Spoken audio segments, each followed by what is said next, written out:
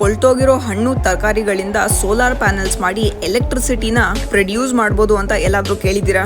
ಈ ಇನ್ವೆನ್ಷನ್ ಇಡೀ ವರ್ಲ್ಡ್ ನ ಶಾಕ್ ಮಾಡಿದೆ. ಆದ್ರೆ ಇದನ್ನ ರೆಡಿ ಮಾಡಿರೋದು ಯಾವುದೇ ಸೈಂಟಿಸ್ಟ್ ಅಲ್ಲ, ಒಬ್ಬ ಸ್ಟೂಡೆಂಟ್.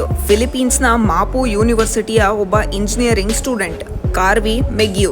ಈ ಸ್ಟೂಡೆಂಟ್ ಅಬ್ಸರ್ವ್ ಮಾಡ್ತಾನೆ, ಸನ್ ಇಲ್ದೆ ಸೋಲಾರ್ ಪ್ಯಾನೆಲ್ಸ್ ವರ್ಕೇ ಆಗಲ್ಲ. ಸೊ ಇದಕ್ಕೆ ಸೊಲ್ಯೂಷನ್ ತಗೊಂಡ್ಬರ್ಬೇಕು ಅಂತ ಸನ್ಲೈಟೇ ಯೂಸ್ ಆಗ್ಲಿಲ್ದಿರುವಂತಹ ಸೋಲಾರ್ ಪ್ಯಾನೆಲ್ ನ ರೆಡಿ ಮಾಡಿದ್ದಾರೆ. ಕೊಳ್ತೋಗಿರೋ ಹಣ್ಣು ತರಕಾರಿಗಳಿಂದ ಲ್ಯೂನಿಸೆಂಟ್ ಕಾಂಪೌಂಡ್ ನ ತೆಗೆಯೋದು.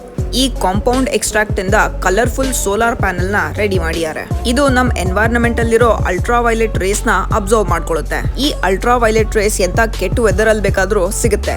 ಈ solar panel ultra violet race ನ ವಿಸಿಬಲ್ ಲೈಟ್ ಗೆ ಕನ್ವರ್ಟ್ ಮಾಡುತ್ತೆ, ಆಮೇಲೆ ಅದನ್ನ ಎಲೆಕ್ಟ್ರಿಸಿಟಿಗೆ. ಜೇಮ್ಸ್ ಡೈಸನ್ ಫೌಂಡೇಶನ್ ಅವರು ಈ ಸ್ಟೂಡೆಂಟ್ ಗೆ ಅವಾರ್ಡ್ ಕೊಟ್ಟು $35,000 ಪ್ರೈಸ್ ಮನಿ ಕೊಟ್ಟಿದ್ದಾರೆ. ಈ ಸೋಲಾರ್ ಪ್ಯಾನೆಲ್ ಇಂದ ಈಗ ದಿನಕ್ಕೆ 2 ಫೋನ್ ನ ಸಕ್ಸಸ್ಫುಲ್ ಆಗಿ ಚಾರ್ಜ್ ಮಾಡಬಹುದು.